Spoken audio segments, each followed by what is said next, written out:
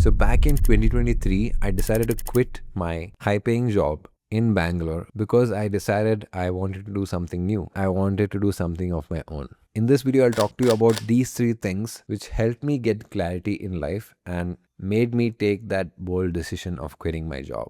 And never in the past 6 months of me committing to this journey have I felt that I'm going to burn out or unhappy. Quite frankly, once you understand these three things, I can guarantee that you'll never see your 9 to 5 job the same way again. Time renting, the trap that we don't see. If you look at any rich person, the way they think is totally different from how we think. See, the truth is we all have limited hours in a day. And when you're working for someone else, you are giving up your hours to fulfill someone else's goals. And in reality, all the jobs work the same. But what you need to understand is someone who has wealth or someone who is rich don't sell their time.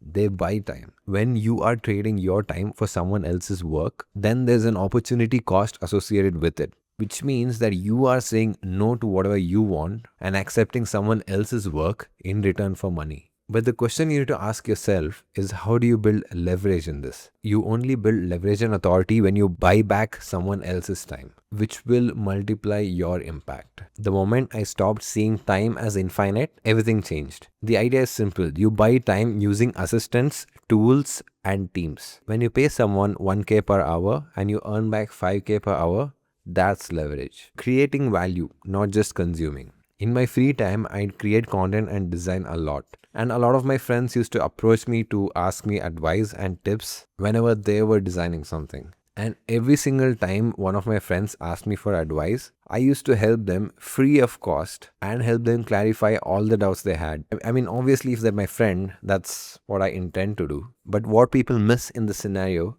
goes back to the first point, that your time is limited. If I have 10 friends who I'm helping, and I dedicate at least 1 hour from my schedule to them, then I'm losing out on 10 hours in total. That's my opportunity cost. This is where prioritizing my knowledge comes into play. It is basically building a product from whatever you know. You provide the same value, the same teaching in a course, in a toolkit, in a template, and you save a lot of time by doing this because you're still helping a lot of people, but not using your active time. When you're helping someone by spending a lot of time, that becomes a service. But when you provide the same insights and value that the internet person can use it however they want, whenever they want, that becomes a product. The real freedom is when your brain makes you money even when you are offline. And if you're repeatedly solving a problem, that's a business idea. What I realized was that advice is real nice, but packaging your advice is a power move. Which brings me to the third idea. Business is not what you think it is. For a large part of my life, I used to think that business was something where you need 50 people,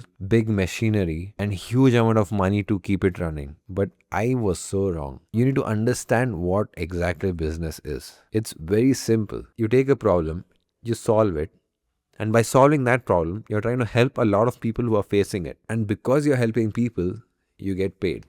That's business. You don't necessarily need an MBA or a pitch deck or 80 people helping you. Your first business could be just you helping 3 people solve their problems. I have seen creators earn more with just a single Notion template than most startups do with funding. I realized that business is not risky. Having a job is. In fact, because of AI and budget issues, a lot of companies are laying off thousands of people across the world. And when millions of people are applying to the same job post, so how do you guarantee that you'll have the job in the first place?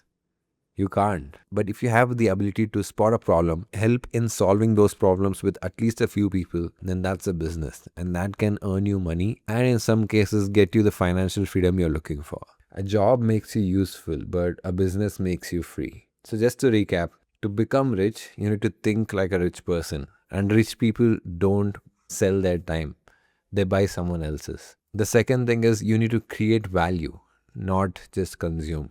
And you can create value through multiple ways. You can productize your knowledge or create content. This way you're transitioning from a service approach to a product approach, which is scalable and unlocks you time. Finally, the term business is not as scary as it seems. Just think of business as solving a problem and getting paid for it in return. And if you're just 2 steps ahead of a person that you can help, you can charge money for it. And if you're able to find multiple people within your network who face similar issues, then that's a business. If this was interesting, then you should check out the 20 things that I wish I knew when I was in my early 20s. That's right here. So that's it for this video. Hit subscribe and I'll see you in the next one.